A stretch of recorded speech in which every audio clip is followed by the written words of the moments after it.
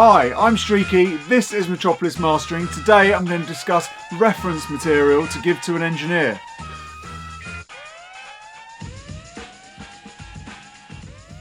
So I get a lot of questions when people want to master with me.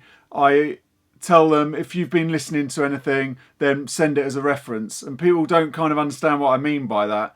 And really what it is, it's not because I'm going to suddenly make you sound like the artist that you're sending me the stuff, but it's really just to get an idea of whereabouts, level-wise mainly, you want your music. So, you know, is it going to be minus 8, minus 10, you know, so that I can hear the sound. I can hear what kind of bass sound that somebody's after.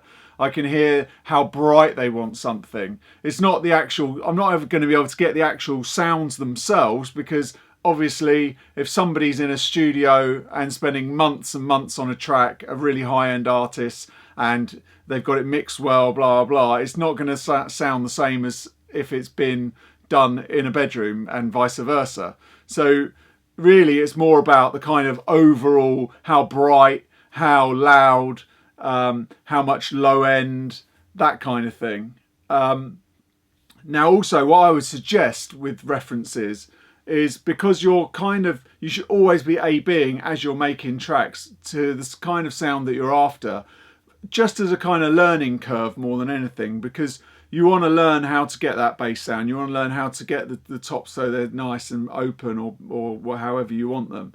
So A-Bing is a really important thing. I do it all the time to see how far I've gone with the track, because I might take it in a different direction to how the mix was originally. And I might, you know, so I'm always thinking, okay, have I gone too far, or do I need to go further? Or is it really that dull to start with? Now, I don't necessarily, when I master, reference against other material, because I want to master. I've already got that sound in my head. I know the room so well that I know how bright things should be. I know how much bass there should be, which is great, because I can then advise people on how, okay, you need to turn the bass up, or the vocal needs to pop out a bit, or right, we're going to need some more top end on the mix, because I don't want to add that much myself. Or so, you know, it's good to know your room and get to know your room. I don't really want to reference against other people's sounds, because, you know, as I'm mastering, because, you know, it affects the way that I hear things, and that's really what I'm offering. But I would say, as when you're sending me something, then it's good for me to listen to that in the first place and get my head in the same area that somebody's been speaking, you know, someone's talking about. So yeah, okay, it's a dance record, it's got to sound like this, these are the kind of songs that I'm up against when it's played in a club, you know, so we need to be at this level, we need to have this brightness, we need to have this kind of low end.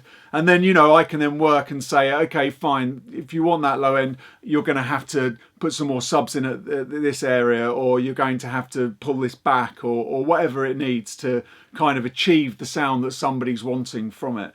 And I think you can kind of work yourself with that all the time. So if you're A-Bing, you can be realistic about your sound and know, okay, well, I'm nowhere near this kind of stuff, you know, so I need to think again and work out why and how.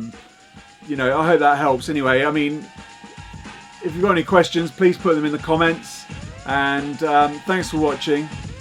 And see you next time. Please subscribe. Thank you. Bye.